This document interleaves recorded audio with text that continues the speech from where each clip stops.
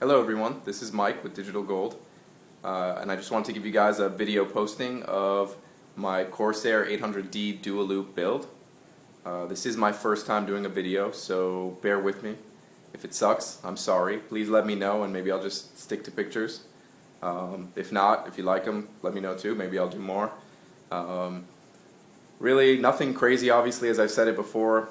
The 800d is so overdone.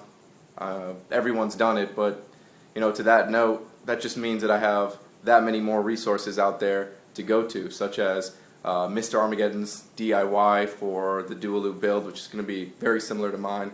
You can find that on overclock.net, or you can find that on the Corsair forum.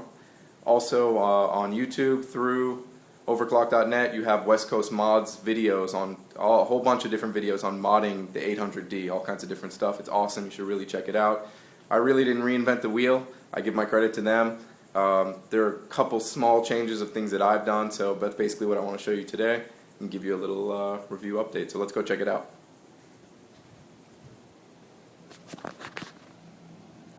Alright, so as you can see right here, here's my cutout.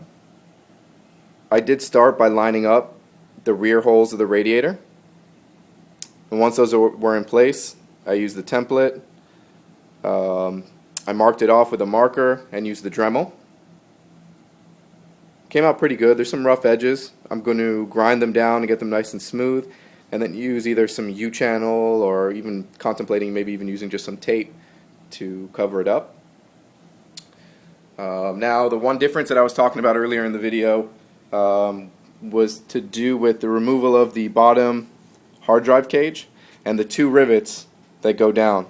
Typically what you've seen, I've seen on both threads, both for West Coast Mods and Mr. Armageddon, they tell you to use a Dremel to grind down the top fitting of the rivet, and once that's out, you can use a center punch or anything that you can get in that hole to really push out the other end of that rivet.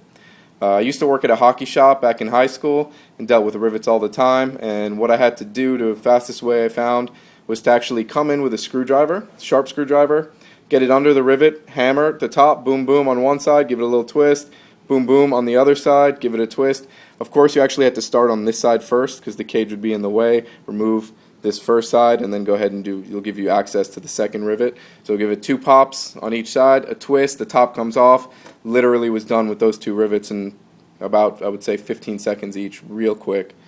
So that's about it. I've got all my hardware. I'm just waiting on my last fittings and hopefully get down to business. I hope you liked the build and the video, and I'll see you guys soon.